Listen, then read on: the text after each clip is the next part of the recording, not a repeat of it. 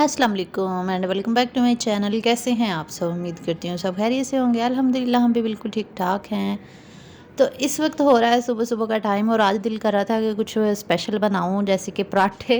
तो मैंने सोचा आज पराठे बनाती हूँ क्योंकि आज थी साथ में दाल का सालन था और दाल के साथ पराठा और अचार का तो अपना ही मज़ा है। तो बस इसलिए मैं बना रही हूँ यहाँ पे पराठे और 3 पराठे बना रही हूँ। 2 हमारा एक पराठा और हाफ़ एक छोटा पराठा बिहा के लिए बनाऊँगी। तो मैंने सोचा आज बलों वाला पराठा बनाती हूँ और साथ आप लोगों के साथ भी शेयर करती हूँ कि अगर आप बल्लो वाला पराठा बनाना चाहते हैं तो किस तरीके से बना सकते हैं। सबसे पहला जो इसका बनाने का तरीका होता है ना वो सिंपल ये है कि आपने सिंपल पेड़े ले लेने हैं। जैसे कि आप रोटी बनाते हैं ना वैसे ही आपने सिंपल रोटी बना लेनी है। उसको कुछ भी नहीं करना, बस उसको बेलना है और बड़ी सारी रोटी बना के ना फिर आपने उसके ऊपर ऑयल और ड्राई जो आटा होता है ना ये मैदे की, चाहे आप बना रहे हो चाहे आप जो घर में आटा यूज़ करते हैं उसकी बना रहे हो, तो फिर ही बाकी का प्रोसेस उसमें शुरू होता है। अच्छा, मैं आप लोगों को पहले ये बता देती हूँ कि क्योंकि मैं गंदम का आटा हम लोग घर में यूज़ करते हैं, मैदा नहीं यूज़ करते, तो मैं गंदम के आटे के ही पराठे बनाने आप लोगों को सिखाऊंगी। ये जो मैं आप लोगों के लिए बना रही हूँ बल वाले, तो इसके जो बल है ना वो क्लियर नज़र नहीं आएंगे। मैं पहले बता देती हूँ ताकि वीडियो देखने के बाद आप ये ना कहें कि बल तो नज़र नहीं आ रहे। वो बल सिर्फ उस वक्त नज़र आते हैं जब आप मैदे की रोटी बनाते हैं। अगर इसकी जगह मैं मैदे का यूज़ करती और यही तरीका करती ना तो उसमें क्लियर आपको बल नज़र आने थे। लेकिन चक्की का आटा ये यूज़ होता है देसी आटा, तो इसलिए इसके बाल नज़र नहीं आते हैं। लेकिन यह है कि ये खाने में बहुत क्रिस्पी लगता है और मज़े की लगती है रोटी। पराठा मज़े का लगता है जब आप इसको खाते हैं। तो यहाँ पे मैंने ऑयल लगा दिया है नीचे और उसके ऊपर मैंने खुश्क आटा जो है ना वो स्प्रिंकल किया है। इसका स्प्रिंकल करने की वजह ये होती है कि इससे जो है ना वो क्रिस्पी उसका फ्लेवर आता है, वो क्रिस्पी क्रिस्पी लगता है और मज़े का लगता है। तो सबसे पहले आपने इसकी स्ट्रिप्स सी काट लेनी है इस तरीके से जैसे कि मैं काट रही हूँ। ये थोड़ी सी टेढ़ी मेढ़ी होगी, बीच में कैमरा देखना पड़ता है, कैमरे की तरफ ध्यान चला गया और साथ ही टेढ़ी हो गई है स्ट्रिप यहाँ पे। चले कोई बात नहीं, इन बातों का भी ना खास ख्याल रखना पड़ता है। आप लोगों को लगता होगा कि शायद व्लॉगिंग करनी बहुत आसान है, लेकिन इतनी भी आसान नहीं है, बहुत मुश्किल है। और देखना बहुत आसान है लेकिन जब बनाना पड़ता है ना फिर बहुत मुश्किल लगता है। तो यहाँ पे बस एक दूसरे के ऊपर उठा उठा के ना आपने ये स्ट्रिप्स जो काटी होंगी ना आपने रख देनी है। तो आप लोग ना मैदे की ये वाली तरीका ज़रूर ट्राई कीजिए। बस फिर इस तरीके से आपने इसको घुमा घुमा के ना आपने पेड़ा बना लेना है। और फिर अब मैं दूसरा आपको तरीका बताती हूँ। एक पेड़ा तो हमारा बन चुका है यहाँ पे, और दूसरा ये है कि इसमें भी आपने सिंपल रोटी बना लेनी है बड़ी सारी। फिर उसके ऊपर मैदा सॉरी आटा और ऑयल, पहले ऑयल फिर आटा उसके ऊपर स्प्रिंकल करना है, इससे क्रिस्पी बनेंगे। इसको बनाने का तरीका ये देखिए, वो जो बचपन में हम पंखा बनाया करते थे ना हवा लेने के लिए बचपन में जब हम स्कूल जाया करते तो हम इस तरह ना पंखा बनाते होते थे, ऊपर नीचे बल करके ना। तो आपने बस इसी तरह कर लेना है, इससे भी बड़े अच्छे बल बन जाते हैं। तो बस इस तरह फिर ऊपर से आपने टर्न करते जाना तो वो बल वाला पराठा जो है ना ये बहुत ही मज़ेदार सा बन जाता है। तो आप लोगों ने ना ये ट्राई ज़रूर करना है, लेकिन आपने यहाँ पे जो वाइट वाला आटा होता है ना वो यूज़ करेंगे ना तो उससे आपके बल बहुत अच्छे बनेंगे जब रोटी बनेगी। और आपने ट्राई ज़रूर करना है। और ये बन गया है दूसरा। अब मैं आपको एक और तरीका बता दूँ, 3 मेथड मैं आप लोगों को बताऊँगी। और इसके अलावा और भी बहुत सारे मेथड आते हैं, लेकिन मैं बना ही 3 रही थी बस, इसलिए तीनों मैंने आप लोगों को सिखा दिया। इंशाल्लाह फिर किसी दिन मैं आप लोगों को ना बाकी के भी बताऊंगी। बस फिर इसकी भी छोटी सी, क्योंकि ये छोटा पेड़ा था बिहा के लिए बना रही थी तो ये छोटा सा पराठा है, तो इसको भी मैंने बड़ा बना लिया, फिर स्प्रिंकल किया और इसको इस तरह से टर्न कर दिया दोनों साइड से।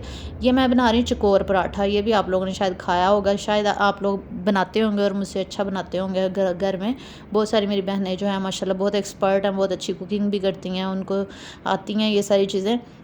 तो बस मैं उन बहनों के लिए बता रही होती हैं जिनको ये सारी चीज़ें नहीं बनानी आ रही होती हैं, तो उनको थोड़ी सी हेल्प मिल जाती है मेरे व्लॉग से। तो बस फिर ये भी पेड़ा हो गया था और उसके बाद मैंने अंडे 2 बनाने थे साथ, क्योंकि नाश्ते में हम लोग ना अंडे लाजमी लेते हैं जिसमें प्रोटीन होता है। तो इसमें जो हमारी प्रोटीन की रिक्वायरमेंट होती है ना वो पूरी हो जाती है। तो नाश्ते में अंडे और दही का इस्तेमाल जो है ना वो बहुत ज़रूरी होता है, तो ये हम लोग लाजमी करते हैं अंडे और दही साथ में। अब मैंने दोबारा से ना लस्सी भी बनाना शुरू किया। नाश्ते से पहले हम लोग लस्सी भी पीते हैं क्योंकि गर्मी है, तो गर्मियों में ये चीज़ें बहुत ज़रूरी होती हैं। तो परफेक्ट ऑमलेट बनाने की टिप ये होती है कि आपने तवा बहुत ज़्यादा गर्म नहीं करना या बहुत ज़्यादा ठंडे पे नहीं डालना, आपने थोड़ा सा गर्म होना चाहिए। फिर आपने ऑयल डाल के ना तो आपने अंडा डाल देना, और अंडा डालने के बाद ना आपने वेट करना, फ़ौरन उल्टाने पुलटाने की कोशिश नहीं करनी वरना अंडा जो है ना वो टूट जाता है। तो यहाँ पे भी उल्टाते हुए थोड़ा सा टेढ़ा हो गया था लेकिन बाद में सीधा हो गया लेकिन ये है कि टूटा नहीं है, शुक्र है अल्लाह का। तो बस वेट किया करें, डालने के बाद थोड़ा सा, तो आपका ऑमलेट जो है ना वो बहुत परफेक्ट बनेगा। ये देखिए कितना अच्छा बन गया, फूल भी गया है अच्छे तरीके से। या फिर आप ऐसा करें, दूध के अंदर मिक्स कर लिया करें नमक मिर्च, और फिर अंडा बनाया करें। चलें अब बनाते हैं पराठे। यहाँ पे ये सबसे पहला जो मैंने बनाया था ना, ये वो है। इसको बेल लेते हैं पहले।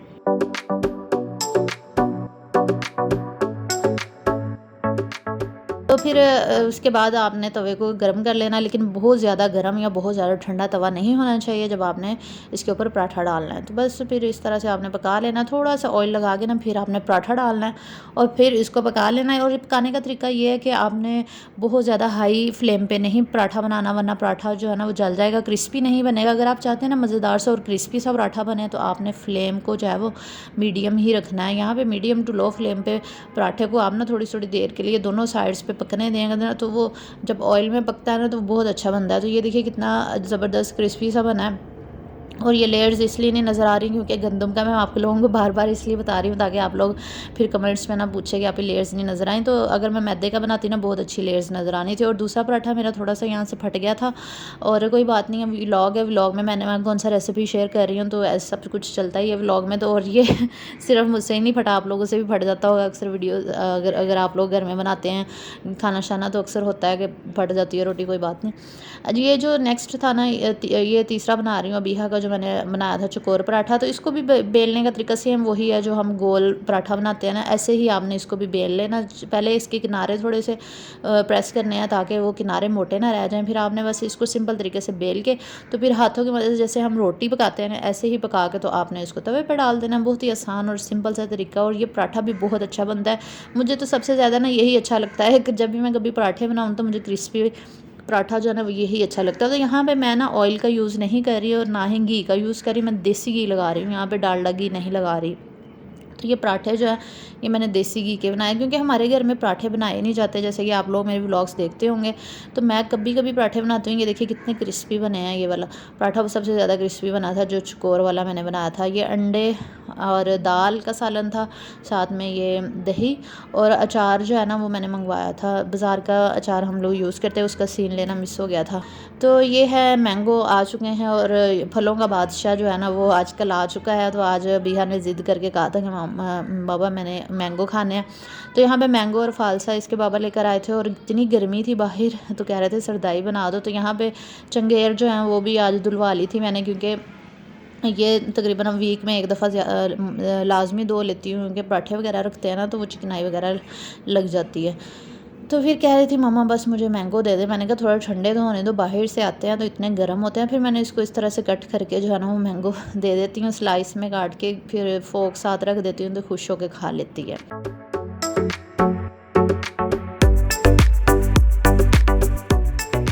फिर उसके बाद मैंने फ़ालसा साफ़ करना था, फ़ालसा भी लेकर आए थे, क्योंकि अबीहा के बाबा को बस डेली जो है ना फ़ालसे का शरबत या फिर लीमू पानी का शरबत चाहिए होता है, या सरदाई। दो दफ़ा तो लाजमी पीते हैं गर्मियों में, क्योंकि गर्मी इतनी ज़्यादा। या तो मैं लीमू पानी बना के देती हूँ, जब भी वो बाहर से आते हैं ना, उनके आने से पहले ही मैं बना के रख लेती हूँ, क्योंकि बाहर बहुत गर्मी है। जब भी अंदर आते हैं ना, तो कहते हैं बस दे दो मुझे पानी। तो सुबह सिर्फ सरदाई उन्होंने पी थी, अभी वो नमाज़ पढ़ने गए थे, तो कह रहे थे मेरे लिए फ़ालसे का शरबत जो है ना वो बना के रखना। फिर यहाँ पे मैंने फ़ालसे जल्दी जल्दी से साफ़ किए, और इनका जो है ना वो मैंने बाकी के फ्रीज़ कर लिए थे, और थोड़ा सा मैंने शरबत बना लिया था। मैं शरबत इस तरीके से बनाती हूँ कि पहले मैं चीनी को ग्राइंड कर लेती हूँ, मिक्स करके मैं ग्राइंड नहीं करती फ़ालसा और चीनी, क्योंकि इससे फिर फ़ालसे को छानने में बहुत मुश्किल आती है। फिर उसके बाद मैं फ़ालसा ग्राइंड करती हूँ। यहाँ पहले फ़ालसा ग्राइंड कर ले, बाद में चीनी ग्राइंड कर ले, कोई बात नहीं है, पहले या बाद में आप कर सकते हैं, कोई मसला नहीं। फिर उसके बाद मैं चीनी को निकाल लिया था, उसके बाद फ़ालसा ग्राइंड किया, और ये छाननी जो मेरे पास है ना, इससे मैंने फिर इसको छान लिया। कुछ लोग नहीं छानते, कुछ लोग ऐसे ही बना लेते हैं। वो लोग कहते हैं न्यूट्रिएंट्स निकल जाते हैं, लेकिन ये जो मोटी छाननी है इसमें न्यूट्रिएंट्स नहीं निकलेंगे, क्योंकि इसमें सिर्फ बीज ही जाएंगे। और मैं पानी डाल डाल के ही इसको अच्छे तरीके से जो है ना वो स्टेन करती हूँ। यहाँ पे पानी डालते जाना है बस, और स्टेन कर लेना है। तो शरबत जो है ना बहुत अच्छे से रेडी हो जाता है। और इसमें काला नमक और सफ़ेद नमक का लाजमी यूज़ किया। अगर ये आपने ये जो गूदा सा आपको नज़र आ रहा है ना, ये अच्छे तरीके से आपने स्ट्रेन करना। अभी भी इसमें है, लेकिन मैं पानी डाल डाल के ना मैंने अच्छे तरीके से निकाल लिया था, तो ज़रे ज़रे अभी भी शरबत में है, क्योंकि मोटी छाननी थी। फिर मैंने आधी चम्मच जो है ना वो काला नमक डाल दिया था, और आधी चम्मच जो है ना वो सफ़ेद नमक डाल दिया था। बस इसको काला नमक और सफ़ेद नमक के साथ ये बहुत मज़ेदार सा लगता है। और मेरे बाजू पे ना यहाँ पे थोड़े दिन पहले चोट लगी हुई थी, ये वीडियोस में भी नज़र आ रही है, नील सा पड़ा हुआ है। तो यहाँ पे फिर इसको मैंने मिक्स कर लिया था उसमें बर्फ़ डाल के, और फिर इसको बस डिश आउट कर लिया। बहुत इजी और सिंपल सी है ये फ़ालसे की रेसिपी जो है। क्योंकि गर्मियों का सीज़न है तो आप लोग भी ज़्यादा से ज़्यादा कोशिश किया करें कि जूसेस का इस्तेमाल करें, क्योंकि गर्मी की वजह से ना पानी की कमी हो जाती है, डिहाइड्रेशन हो जाती है। तो पानी का ज़रूर इस्तेमाल करें, ज़्यादा से ज़्यादा इस्तेमाल करें ये जूसेस, लेकिन फ़्रेश जूसेस होने चाहिए, जैसे स्ट्रॉबेरी का, फ़ालसे का, या फिर आप मैंगो का जूस वगैरह। इंशाल्लाह मैंगो का सीज़न आ गया तो मैंगो से रिलेटेड भी बहुत सारी रेसिपीज़ मैंने आप लोगों के साथ शेयर करनी है। फिर उसके बाद शाम का टाइम हो रहा है, इस वक्त 5-6 बजे का टाइम हो रहा है। बिहा को मैंने रेडी किया था, पहली दफ़ा ये हेयर स्टाइल बनाया था मैंने, इसका बहुत अच्छा लग रहा था मुझे हेयर स्टाइल बनाने नहीं आते, लेकिन इस दफ़ा मैंने कहा था बिहा मैं आपका हेयर स्टाइल बनाऊँगी। ये अपने से ही बस मैंने एक छोटी पोनी की, फिर एक बड़ी पोनी की, और उसके अंदर वही वाले बाल अंदर करके साइडों में पिन्स ही पिन्स लगा दी लेकिन अच्छा लग रहा था हेयर स्टाइल इसका। तो मैं ना अक्सर कोशिश करती हूँ कि मैं अच्छे इसके हेयर स्टाइल बनाए, क्योंकि आज हमने ना इसको पार्क लेके जाना था। तो यहाँ पे फिर हम लोग शाम का टाइम है 6 बजे का, क्योंकि धूप जो है वो चली गई थी, इतनी गर्मी है ना, तो गर्मियों में तो निकला ही नहीं जाता। तो फिर हम लोग शाम के टाइम ही आते हैं 6 बजे के बाद। 7-7:30 बजे तो मगरिब हो जाती है, तो फिर इसलिए हम लोग जब धूप चली गई थी ना, ख़त्म हो गई, तो फिर हम लोग इसको लेके गए थे।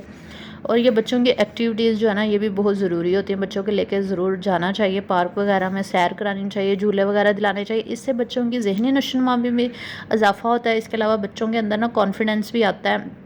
और ये खेल कूद जो है ना, ये भी इतनी ही ज़रूरी है जितनी कि स्टडी ज़रूरी है। हम लोग स्टडी पे ज़्यादा फोकस करते हैं, लेकिन बच्चों की दूसरी जो एक्टिविटीज़ होती है ना, इनका ख्याल नहीं रखते। तो इनका ख्याल भी लाजमी रखना चाहिए, ताकि बच्चों के अंदर जो है ना वो कॉन्फिडेंस पैदा हो। फिर ये जो झूले थे ना, ये मैंने और बिहा ने साथ मिल के लिए थे। जब मतलब इसके साथ मैं ही बैठती हूँ, जब भी इसने झूला लेना हो तो इसके बाबा नहीं बैठते।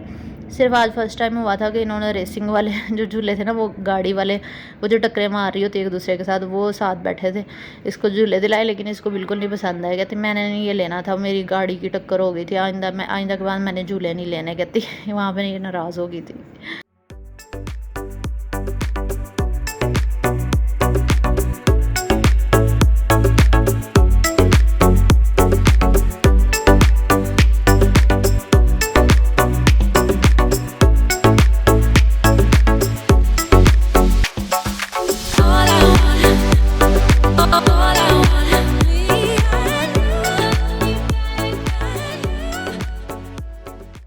ये है वो रेस वाला कार की जो रेसिंग होती है ना, ये अपने बाबा के साथ बैठ के तो इसने ये वाला झूला लिया था। मैं बाहर खड़ी होकर ना इसकी वीडियो बना रही थी। तो इतनी ज़्यादा गाड़ियाँ होती, लेकिन इनकी ना स्पेस ही बहुत कम है, तो मज़ा नहीं आया था गाड़ी चलाने का। एक दूसरे के अंदर ही टक्करें जो है ना वो हुई जा रही थी। तो भैया को बिल्कुल नहीं पसंद आया।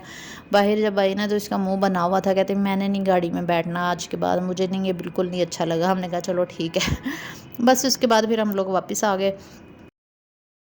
इसको फिर सारे पार्क की सैर वगैरह कराई और फिर हम लोग वापस आ गए। तो हमें ना बहुत ज़्यादा भूख लगी हुई थी, तो बिहा के बाबा कह रहे थे कि चलते हैं कहीं खाना खाते हैं। तो हम लोग फिर मास्टर शेफ़ चले गए थे। वहाँ पे फिर हम लोगों ने ये अचारी कढ़ाई एक मंगवा ली थी, बहुत ही मज़े की थी, और इनकी रोटियाँ भी बहुत मज़े की थी। और साथ में मैंने मलाई बोटी अपने लिए मंगवाई थी, मुझे बहुत पसंद है इनकी। मास्टर शेफ़ का खाना ना अच्छा होता है, मज़े का होता है। तो हम लोग जब भी जाते हैं ना तो इनका यहाँ से खाना ज़रूर खाते हैं। साथ रायता, सलाद, बोतल वगैरह थी, तो बहुत मज़ा आया, क्योंकि हम लोगों को बहुत ज़्यादा भूख लगी हुई थी। तो हम लोगों ने बस नाश्ता किया हुआ था, शाम का खाना फिर हम लोगों ने खाया ही नहीं था। और जाते जाते हमें ना 8 बजे तकरीबन खाना जो है ना वो मिल चुका था। वहाँ भी हमें 35 से 40 मिनट उन्होंने वेट करवाने के बाद ही खाना दिया था। तो ये इनकी मलाई बोटी बहुत मज़े की थी, ऊपर चीज़ इन्होंने डाली हुई थी। बस हम लोगों ने फिर ये सारा ख़त्म किया। आधा किलो कढ़ाई हम लोगों ने मंगवाई थी, हमारे लिए काफ़ी थी तीनों के लिए, और साथ में मलाई बोटी केक मंगवाया था। और टोटल हमारा बिल जो है ना वो 1180 रुपीज़ बने थे। बहुत मुनासिब हम लोगों ने जो है ना वो पेट भर के खाना खा लिया था।